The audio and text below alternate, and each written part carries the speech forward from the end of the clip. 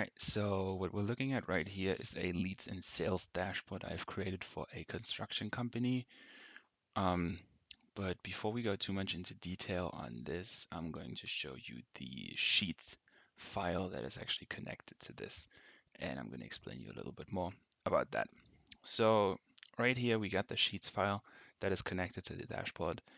And as you can see, this is all there is to see. It is just this one file actually. Well, there is one more tab, but I'm going to explain you what that is in a second. So every client, every potential client the company has contacted is going to show up in one line over here. This is all fake data, by the way, so there's no reason to go too much into detail on the names or on the addresses. Yeah, so in this example, we would see that we contacted Johnny Franklin on the 16th of December 2019. So for a new line, you just have to select a valid date, type in a name and an address, the postal code, the city, and so on. And that would mean that we have a qualified lead because we have all of the information. Then phone, mail, and so on comes along. Um, yeah, as soon as we select an interest out of this drop-down menu, the client becomes a prospect. So he's going down one more line in the funnel. Now, where do these come from? So we have bathroom, whole house, kitchen, first floor. This is just some examples I put down here in this drop-down list.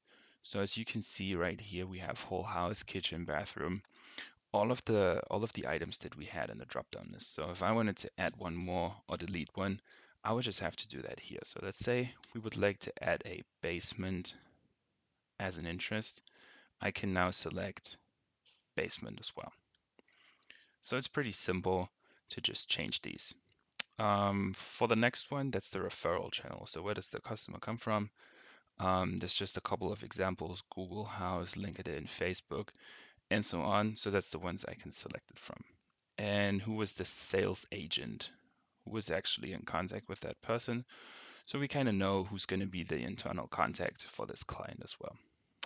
As soon as this is an actual client, we would have to enter a contract cost. So how much is it going to cost to renovate Mr. Green's bathroom? 28,000. Okay, this is fake numbers again, just saying one more time. So this is where all of the data comes from. Every lead, every prospect, every client is one line of this sheet. Yeah, and then we're gonna get this dashboard. So if you just look at this data over here, it's not gonna tell you too much of your performance on a monthly or yearly basis. So this is why this dashboard is pretty useful. So let's go a bit more into detail on this.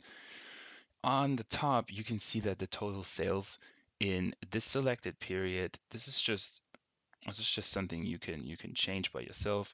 In this selected period has been at 450,000 euros with a number of 20 total jobs. So we can compare that to the last years, and we see that we're actually growing. Well, after 2015, we had a bit of a decrease, but then we've been growing ever since. Um, as for conversion, I mentioned what's the difference of prospects, leads, and clients. So we see that 64% of the people that are a lead actually become a prospect, and 74% of the prospects actually become clients. So since the data is fake, this is not too trustworthy right now.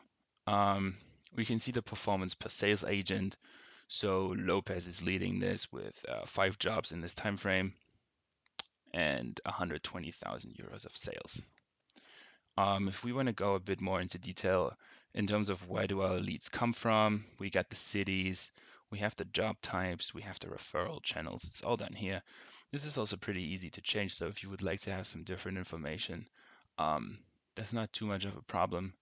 Um, yeah, so if you're interested in something similar or this exact file, um, feel free to shoot me a message and we can arrange a call. Thanks.